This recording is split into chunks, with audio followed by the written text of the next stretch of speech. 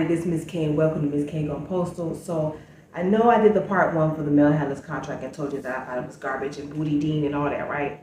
And I told you I was gonna make a second part. Well, the problem was it took me a while because I had to make some notes, baby. Like, this shit is serious right now. Like, I had to sit down like I was in school and use my phone and do all this foolishness because there's a lot going on. So let me break down what we know so far so that I can give you guys an informed decision on what you guys are going to do when it comes time to vote. Now remember, the ballots will be counted for ratification for our mail handlers contract March 13th.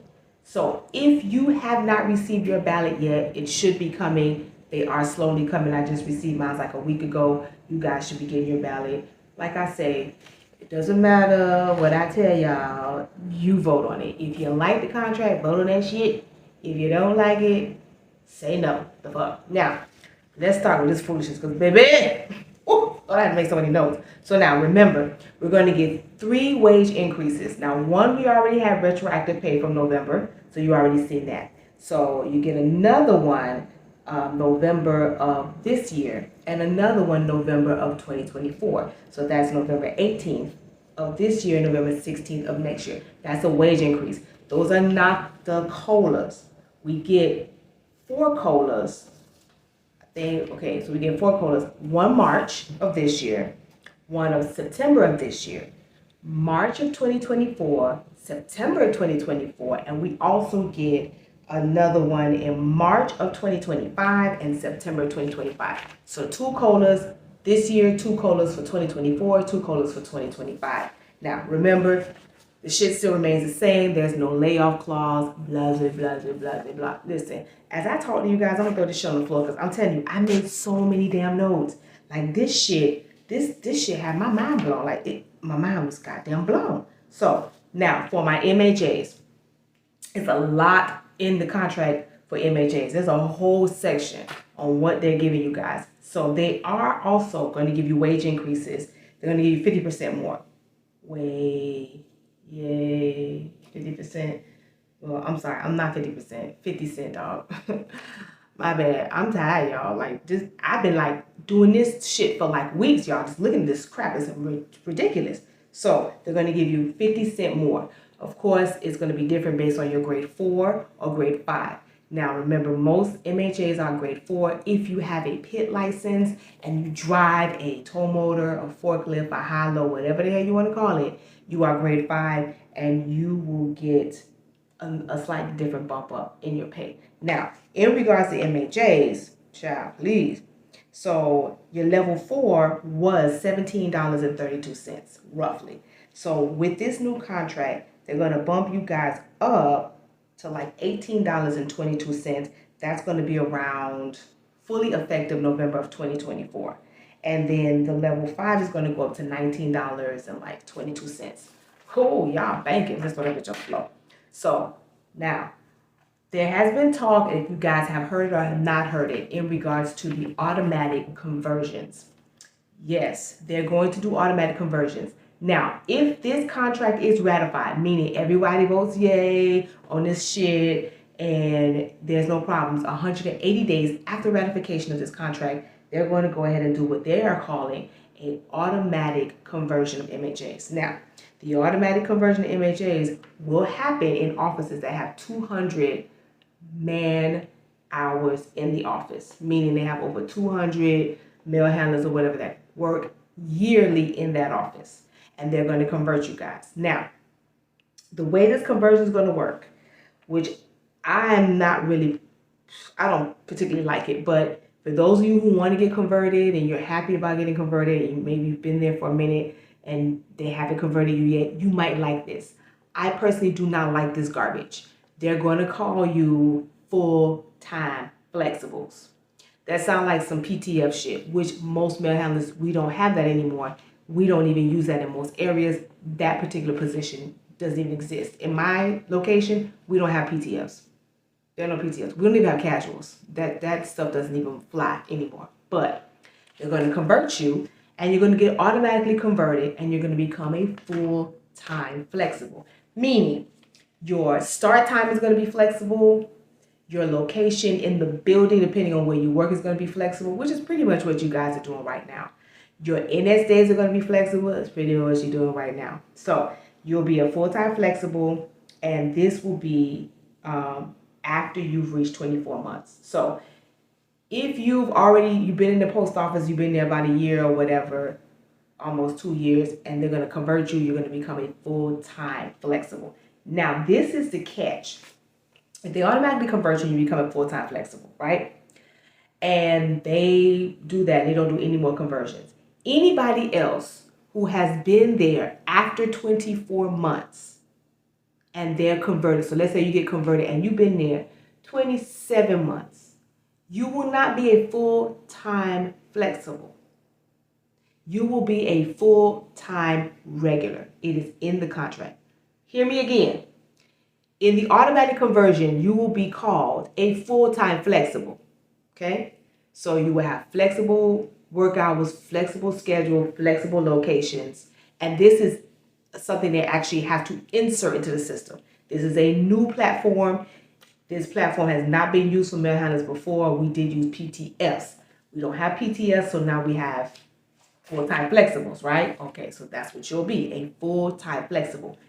In this one-time conversion, once the contract is ratified and 180 days pass. Now, let's say 6 months from now, they do a conversion at your location, at your station, at your plant, and you've been there over 24 months. You will now be a full-time regular. You get it? Do you understand?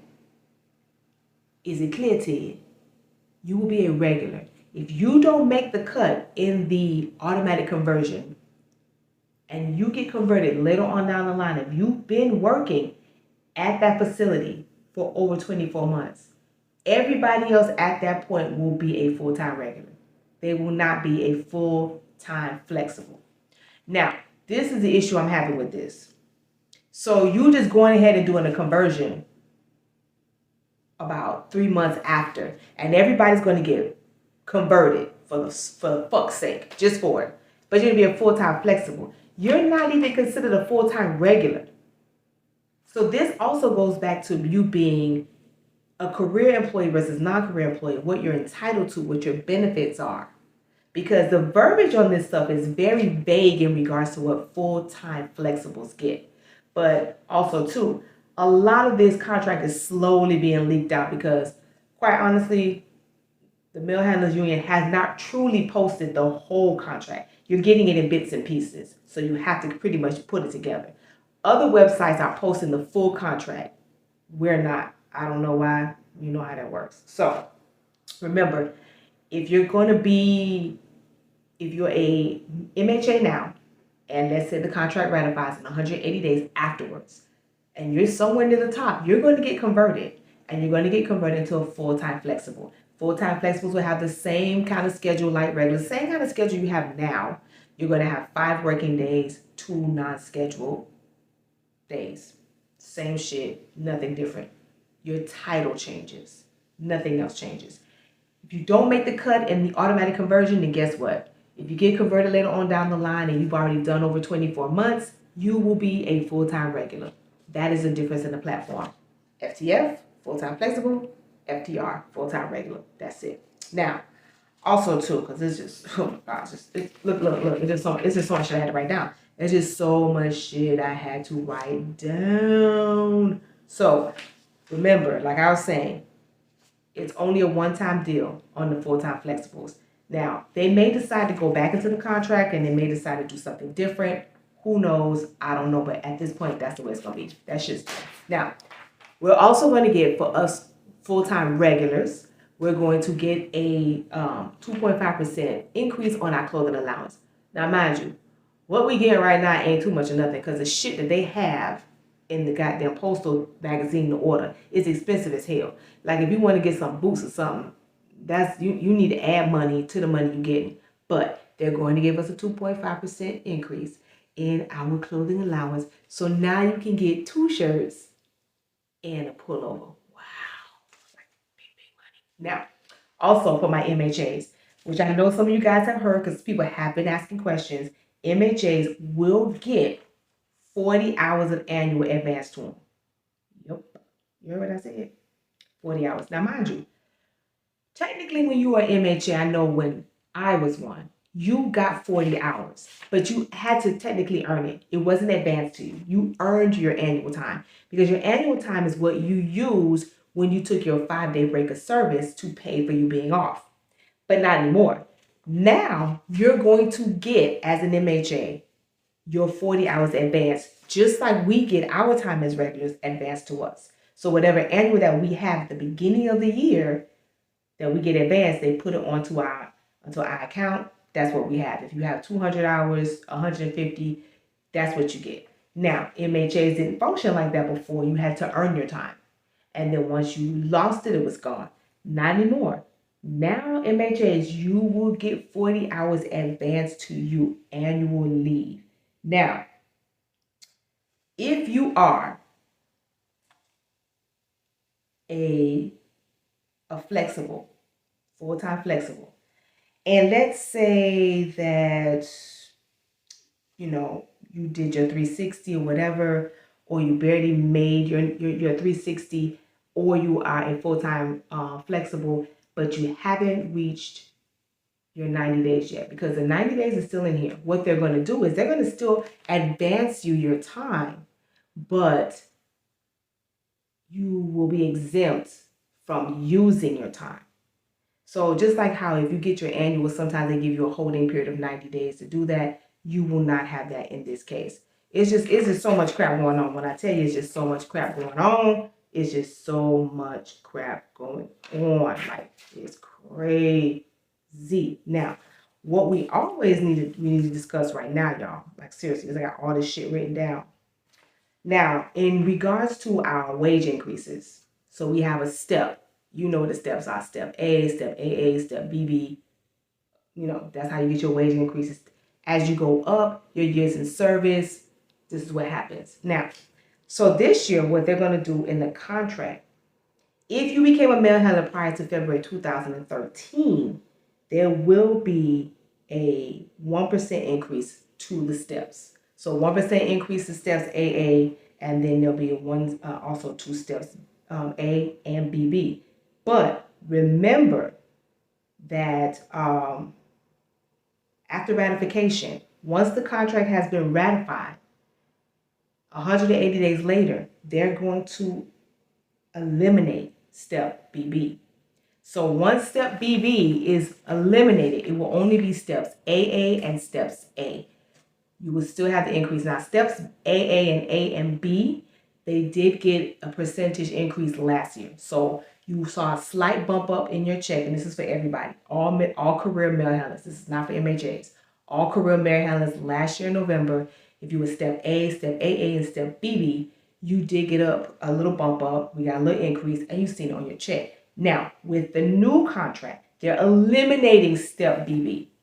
And then you will go to step AA or you go to step A once you had the prior waiting period. Now, the verbiage is very vague on that. It does not say what the waiting period is. It could be 30 days. It could be whatever. But that's what's going to happen. So, y'all need to know that, because if you go online and look online and you look at the wage chart, you will see on the wage chart, and I got my other phone, y'all. So if you go on the wage chart, if you look at it, this is the wage chart. Y'all can barely see it. So it shows you steps A, step AA, and even at the bottom, they also have the MHAs, grade 4 and grade 5 paid. So look on the wage chart, look at step BB, it will be eliminated. We will only have steps AA and A. No more BB, okay? So for those of you who are newly converted, you're not sure what this means, go online and look for the wage chart. The old wage chart is on there from 2020 to 2022. And that's the current wage chart that we have right now until they ratify the new contract. So you want to see what that step is, and that's usually your base pay, your annual whatever, and it'll show you the increases as you go up. They're going to eliminate step BB, okay? So only step AA and step A, and then you'll move from one step to the next. If you need to see it in person because you don't want to look at it on the phone. Maybe you have bad eyes. I don't know. Go to your union office. We actually keep the wage chart on the wall. And they're supposed to replace it because some people have like the wage chart from 10 years ago. There should be a current wage chart on the wall for you to look at. Okay. The contract, a lot of stuff is still the same. It's just additions, to the LMOUs depending on the location where you are. They did have a clause in there in regards to 204Bs, which seems to be the same fuckery every year, even though we're supposed to be eliminating them.